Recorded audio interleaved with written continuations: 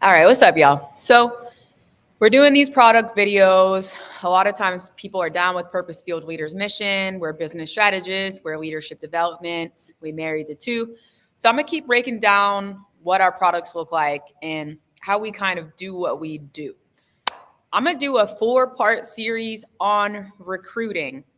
Y'all, so much goes into recruiting. And one of the hugest barriers or issues that companies face is recruiting quality candidates and retaining those quality candidates. And there's a lot of things that you can do about it.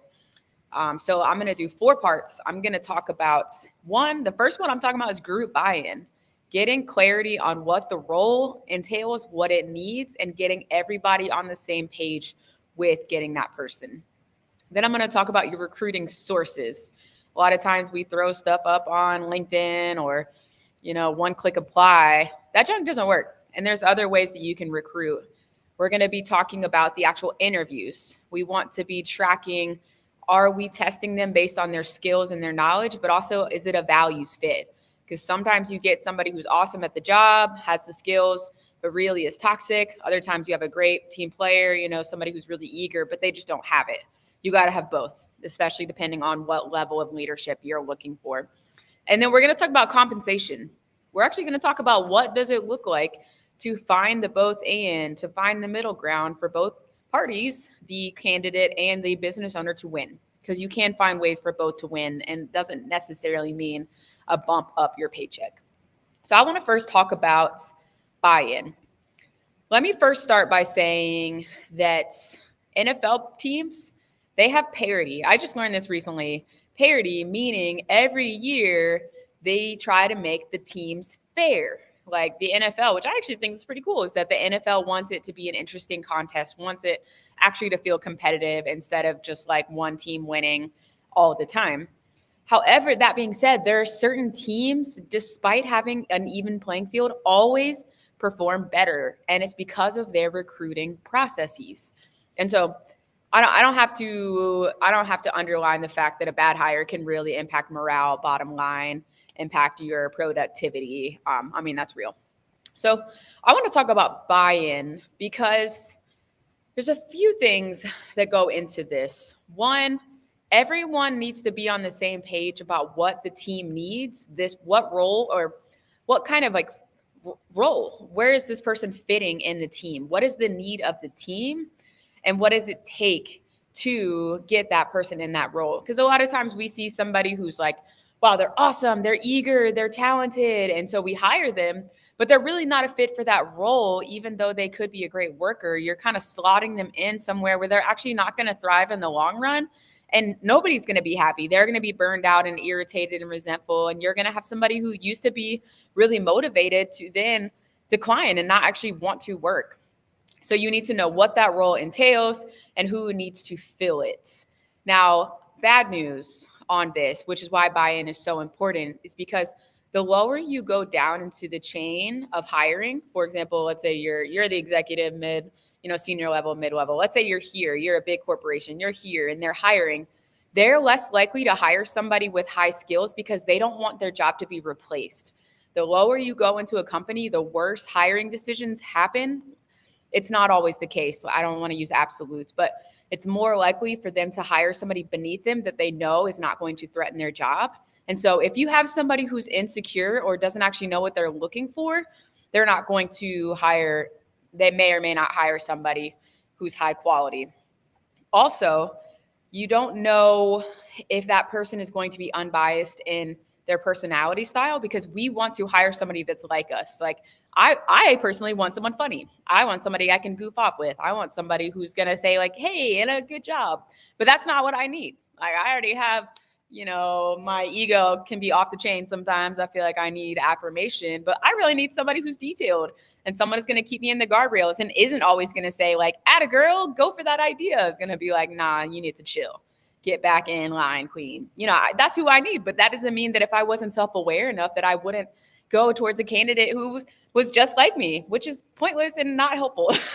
I'll just say that right now. So anyways, that's also buy-in. So what you do is we actually have a tool where it's called a job scorecard.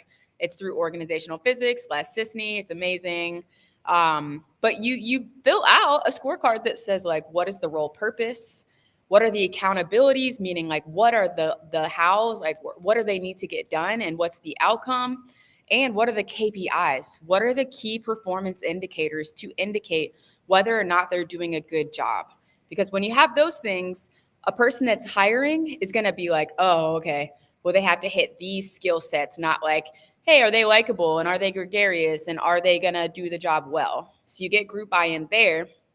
Also, you have to have core values. I mean, I did this in a previous video, a few videos ago, but your company has to have core values and to know how to make hiring decisions based on, does this person fit our company culture and our core values? Or even, is this client on the same page as us? Is this somebody that we want to invest time and energy in? Is this strategic partnership in line? You got to have core values, company core values, and also you can have core values for that role. And so getting buy-in, everybody knows what core values you're looking for. Like salesperson, go-getter, attention to detail, competitive. You don't really want, well, not really detail, but attention to results. You don't really want like a go-getter or competitive if you're in HR. You want someone who's focusing on the team and taking care of people. So you do need certain kind of values types within roles. And then you need a standardized interview process. I'm actually going to talk about the interviews later because I really just want to focus on this right now.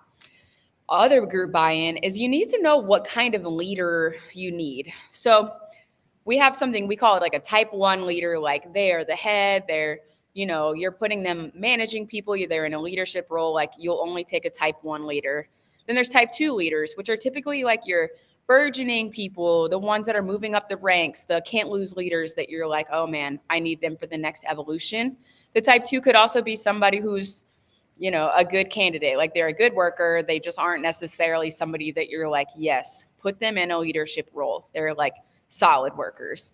There's type 3, which are like, we don't really need you for leadership roles. We don't necessarily need you to be gregarious or, quote unquote, the stereotypical leadership type, but we need you there to do the job. We need you there to be a good worker.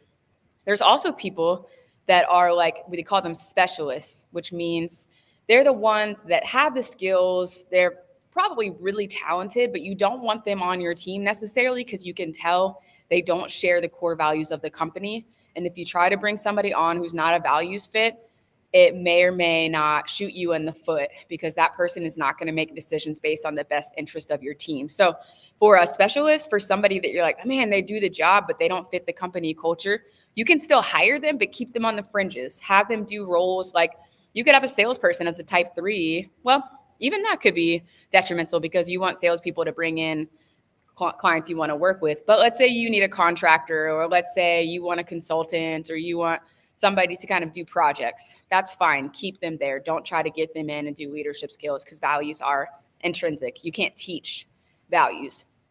And then finally, you need to have your team know, like, what is your team matrix? So we do leadership assessments. I think y'all know this. Like we do a DISC and an Enneagram and 16 types and strengths finders. Like we love helping teams see what their strengths are, see what their skills are, and then really flip on the up, meaning use those skills, be in your strength zone.